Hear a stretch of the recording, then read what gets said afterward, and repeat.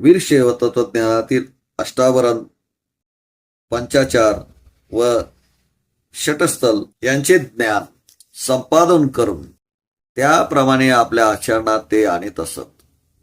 चर्म कमावण्याचा उद्योग ते करत असत, म्हणजे चर्मोद्योगाचा ते व्यवसाय करत. संत कक्काय आपल्या प्रत्येक वचनात अभिनव मल्लिकार्जुन आणि छत्र मल्लिकार्जुन या शब्दांचा मुद्रा अंकित म्हणून वापर करीत. संत कक्कायांनी कन्नड भाषेमध्ये अनेक वचने रचली असून 1160च्या सुमारास ती प्रसिद्ध झाली. संत कक्कायांनी दुसऱ्यांचे गुणदोष न काढता कर्माला विशेष महत्व दिले. समाजात कोणी उच्च नाही व नीच नाही.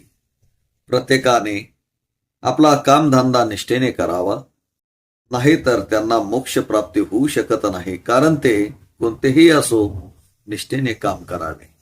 परिश्रम करण्याची वृत्ती अंगी असेल तर व्यक्तीचा विकास होतो. कामामुळे व्यक्ती उच्च किंवा नीच ठरू शकत नाही, हे त्यांचे मत होते. आपल्या स्वानुभव सिद्ध तत्वज्ञानावर संत कक्कायांनी आपल्या अनेक वचनात विशेष भर दिला असून श्रमाचे विशेष महत्व व्यक्त केले आहे. त्यांनी आपल्या स्वतःच्या आचरणातून एक आदर्श लोकांपुढे निर्माण केला.